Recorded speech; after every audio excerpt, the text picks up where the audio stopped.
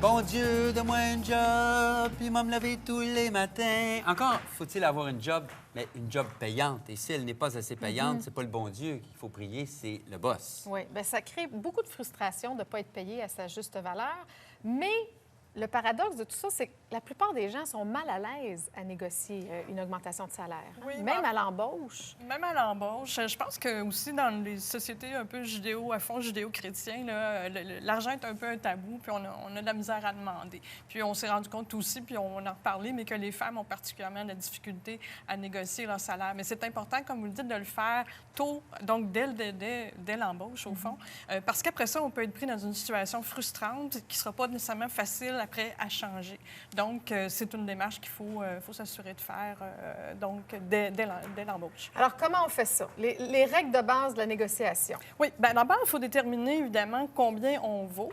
Et ça, évidemment, ça nous demande peut-être de faire un peu de recherche. Par exemple, pour des emplois similaires, des sites comme Jobboom, par exemple, ou Emploi Québec, ou les associations professionnelles de notre industrie peuvent nous donner des indicateurs par rapport à ça. Un facteur important aussi, bien évidemment, c'est la question de la région. C'est-à-dire qu'il peut y avoir des disparités régionales dans les salaires et c'est important. Un emploi offert à Montréal, par exemple, le même emploi offert dans la région de Québec, ce n'est pas la même chose. Alors, quelqu'un qui partirait de Québec pour un emploi à Montréal, ce serait bon qu'il fasse sa recherche concernant la région de Montréal, par exemple. Il peut y avoir des primes d'éloignement ou des fois, c'est des coûts ou des primes qui s'ajoutent au salaire de base. Mais déjà, le salaire de base, ça, on peut le comparer sur des sites comme Jobboom et tout ça. Oui, et puis Emploi Québec, effectivement, aussi là, fait une très bonne recension quand même en général. Et donc, quand on a fixé un salaire où on voit à peu près là, les comparables, c'est de voir aussi qu'est-ce qui nous ferait plaisir. Qu'est-ce qui serait le salaire qui nous serait... La Lune. Oui, bien c'est ça. Parce qu'on veut la Lune. Vaut mieux penser à la Lune, tout en étant réaliste, on s'entend, mais vaut mieux penser à la Lune et après ça négocier que de ne pas avoir vraiment... vaut mieux viser haut un petit peu, haut, en fonction, évidemment, tout en restant raisonnable. Mais c'est ça. Donc, ça fait partie de ça. Et il faut des arguments aussi, surtout si on est plutôt dans une négociation d'augmentation salariale. Alors, quand on est embauché, je parle en début d'emploi là, ou à l'entrevue d'embauche, à quel moment est-ce qu'on aborde cette question-là et comment on le fait? Première entrevue, deuxième entrevue, parce que ça peut être déterminant des fois pour la suite des choses. Dépendamment du salaire, on peut ne même plus être intéressé par un emploi. On va dire généralement que c'est quand l'emploi nous est carrément offert qu'on va commencer à négocier le salaire comme tel. Ceci dit, c'est sûr que peut-être pas à la première entrevue, à moins qu'on vous ouvre la porte en ce sens-là, qu'on vous dise « avez-vous des questions », qu'on ouvre un peu la porte sur ce côté-là. Mais généralement, en tout cas, on commence à parler salaire et surtout à négocier quand on se fait offrir l'emploi comme tel. Donc, on part de là. Et puis, après ça, bien, en fait, on va négocier cette première fois-là. Il faut avoir ses arguments et savoir un peu ce qu'on a en Donc, tête. on repart avec l'offre et on pense à notre affaire. On négocie pas tout de suite. C'est ça. Ça peut valoir la peine là, de voir, parce qu'on dit que les employeurs ont à peu près une marge de 15 à 25 Donc, l'idéal, c'est que l'employeur se commette en tout premier lieu, que ce soit lui qui annonce ses couleurs pour que nous, on puisse négocier un petit peu par-dessus ça. Si on se fait dire non, ou en fait, la négociation n'avance pas beaucoup, ça peut valoir la peine de pousser un petit peu puis dire vous pouvez aller jusqu'où. Et c'est là que c'est important au préalable de savoir aussi quel est le salaire plancher qu'on veut avoir pour ce même emploi-là. Parce que si on n'arrive pas dans la négociation à obtenir au moins le salaire plancher, c'est peut-être mieux, selon sa situation, de renoncer à cet emploi-là parce qu'on risque d'avoir une situation qui va être difficile à corriger plus tard et l'employeur a probablement peu de marge de manœuvre pour augmenter ses salaires. Donc, il faut en tenir compte aussi de cet aspect-là.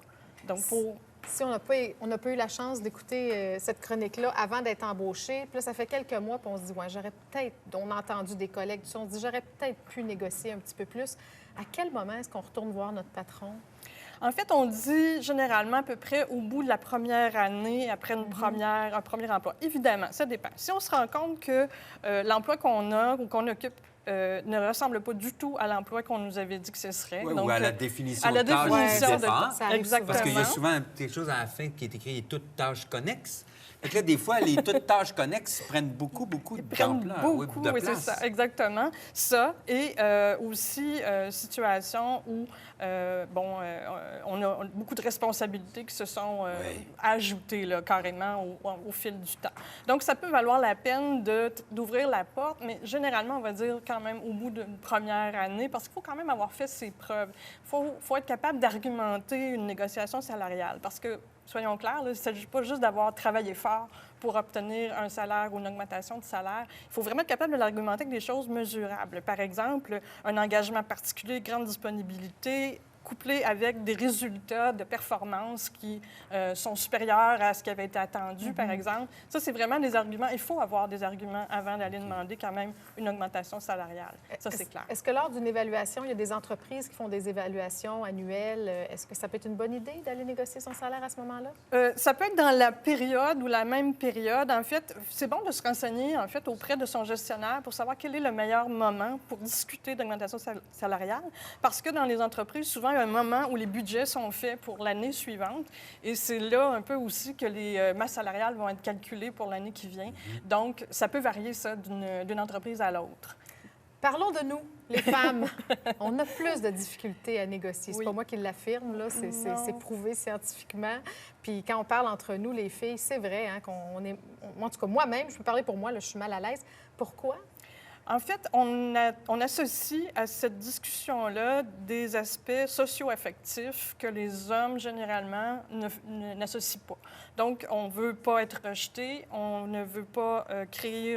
si ça ne fonctionne pas, on ne veut pas que notre patron ne nous aime plus, ou en tout cas qu'on en tire des aspects négatifs sur le plan des relations, alors que pour les hommes, ça va être plus une négociation d'affaires. C'est une conversation d'affaires et c'est probablement la meilleure façon de le regarder de toute façon. Il y a une étude américaine qui a été faite par Linda Babcock dans un livre qui s'appelle Women Don't Ask, où on apprenait qu'une femme qui n'a pas négocié son salaire dès le départ pouvait perdre au cours d'une carrière jusqu'à $1 demi-million. Alors, c'est quand même... Dans une carrière de 20-25 ans, mettons? Disons, je n'ai pas la référence exacte dans le livre, et c'est une réalité américaine. Entendons-nous, ça ne veut pas dire qu'au Québec, c'est la même réalité. Bien, c'est quand même pas juste aux États-Unis que ça se passe, parce que tu nous as préparé un tableau où on peut voir concrètement qu'en général, les femmes, en moyenne, gagnent beaucoup moins que les hommes. 88 moins, c'est ça. Il y a quand même un manque à gagner. Oui. Comment? Est-ce que ça s'apprend, ça, négocier? Évidemment, oui, ça s'apprend, mais je pense que ça part surtout de reconnaître que c'est quelque chose qui est tout à fait légitime. Et puis je pense que tant qu'on ne l'est pas légitimé et qu'on ne comprend pas qu'on est dans une conversation d'affaires tout à fait rationnelle, je pense que c'est de là que ça part. Évidemment, après ça, il faut jauger aussi de la situation de l'entreprise ou si, par exemple, si on sait qu'il y a des coupes dans les dépenses, coupes dans les ventes, coupes de personnel, c'est peut-être pas le bon moment d'aller se négocier, de faire une négociation salariale. Mais encore une fois, ça vaut toujours la peine de... En plus, ça peut ne pas fonctionner. Il ne faut pas prendre un non pour un rejet définitif. Qu'est-ce qu'on fait si on a un refus? Oui, ça peut valoir la peine de dire, écoutez, bon, bien, quand est-ce qu'on pourrait se reparler de ça? Parce que les circonstances changent, parce que le moment...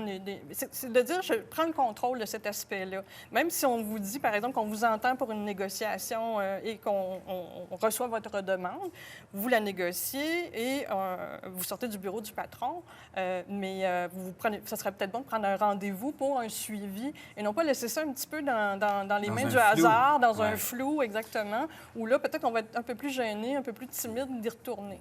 Donc, c'est de dire, je prends le contrôle un petit peu de tout ça et puis de pas prendre ça personnel, au fond. Là. Il y a vraiment, là, une discussion d'affaires. C'est comme ça qu'il faut le voir. Bien sûr, des fois, on veut plus d'argent, mais on peut vouloir aussi des meilleures conditions ou une meilleure qualité de vie. Est-ce que, de faire du télétravail, des fois, l'hiver, plus souvent, plus de vacances. Oui. Est-ce que des fois, il y a moyen de... Bénéfices marginaux qu'on pourrait aller chercher en négociation, qui ne se traduisent pas nécessairement par de l'argent neuf dans ses poches, mais qui sont des avantages qu'on pourrait aller négocier. Alors, qui pas en impôts, en plus, des fois. Voilà, qui pourraient être négociés en lieu et place d'une négociation salariale comme telle. Okay. Et ça aussi, il faut s'ouvrir la porte à ça. Dernier point peut-être qu'on n'a pas soulevé, mais effectivement, parfois, ça vaut la peine de faire un petit calcul avant de faire une demande d'augmentation de salaire, à savoir si cette augmentation-là va, sur le plan fiscal, être avantageuse pour nous ou si elle ne va pas juste s'en aller est un peu annulé par, par une belle notre augmentation qui fait situation. qu'on change de barème, puis là, on est plus imposé. Voilà, c'est pour ça que c'est très difficile de dire combien on doit demander Oui. la recommandation là-dessus, parce que chaque situation est différente. Ouais. Voilà. Bien, merci, Patricia, pour ces bons conseils. Merci Beaucoup. beaucoup. Merci à toi, Sophie. Il ne faut surtout pas attendre de faire une dépression ou pire, faire un burn-out. Et on en parle avec le Doc Laberge. La Doc Laberge.